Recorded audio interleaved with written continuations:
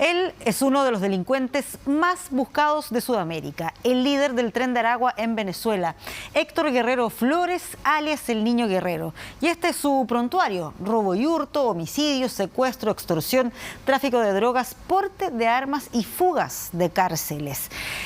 Hace 2 días se realizó un masivo operativo ahí en la cárcel donde operaba este peligroso delincuente. Sin embargo, no estaba al interior de ese recinto penitenciario. Ahora todos se preguntan: ¿dónde está el Niño Guerrero?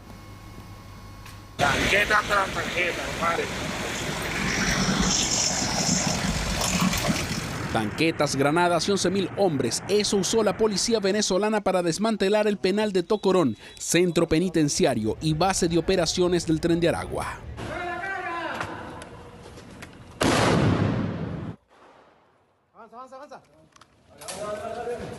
Este miércoles el régimen venezolano ordenó el desalojo de la cárcel construida en 1982, pero que desde hace más de una década tiene características más bien de un all-inclusive. Cancha de béisbol, piscinas, parques infantiles, discoteca, restaurantes y hasta zoológico. Todas las comodidades para el Tren de Aragua y para su líder Héctor Rustenford Guerrero Flores, preso desde hace varios años, después de haberse fugado en 2012 del mismo lugar y del que ahora nuevamente no se sabe nada de su paradero. Pero ¿quién es el Niño Guerrero? Lo describe Rona Rísquez, periodista venezolana que le ha seguido la pista al Tren de Aragua. Él es el jefe máximo, él es el que da las órdenes, él es el que toma las decisiones. Estamos hablando que esta persona es la que toma las decisiones de las actuaciones del Tren de Aragua dentro de Venezuela y fuera de Venezuela.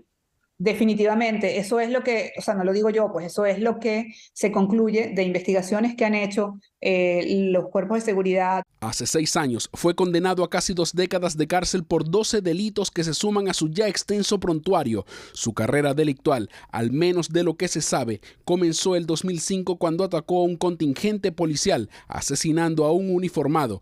Obvio que con tal currículum su paradero preocupa, aunque en Venezuela autoridades prefieren no referirse a ello. Lo importante es que ya ese lugar no existe, ese centro del mal no existe. El golpe demoledor yo diría, en el centro de gravedad ha sido contra el Tren de Aragua.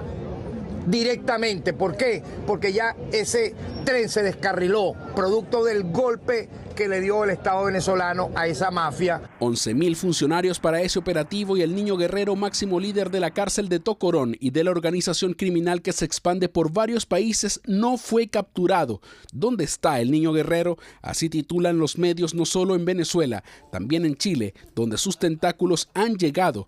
Versiones varias, pero nada oficial. Una de esas que los máximos líderes del Tren de Aragua habrían escapado por kilométricos túneles que construyeron. El Observatorio Venezolano de Prisiones tiene su versión. Él no se va el mismo día de la toma de Tocorón. Él ya tenía unos 4 días que se había ido de Tocorón, ¿no?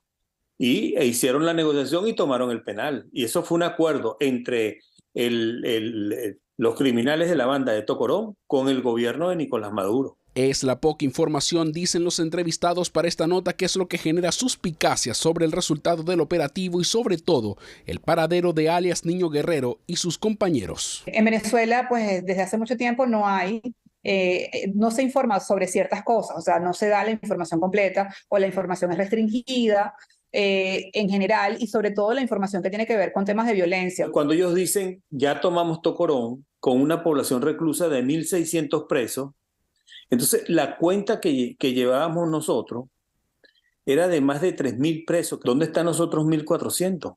Chile, que ya ha sufrido la violencia y el poder de fuego del Tren de Aragua, está en alerta. La poca información del régimen venezolano sobre el operativo y los fugitivos genera incertezas en el resto del mundo. La Policía de Investigación es parte de Interpol y por lo tanto cuando hay amenazas que son de carácter internacional, por supuesto, que se levantan alertas y las policías llevan adelante procedimientos que permitan eventualmente identificar esas amenazas independientes del lugar donde estén. Pero la pregunta es una y directa: ¿el Niño Guerrero estaría en Chile? Por supuesto que nuestra policía está alerta, pero no tenemos ningún antecedente que permita afirmar que el líder del Tren de Aragua está en Chile, ninguno.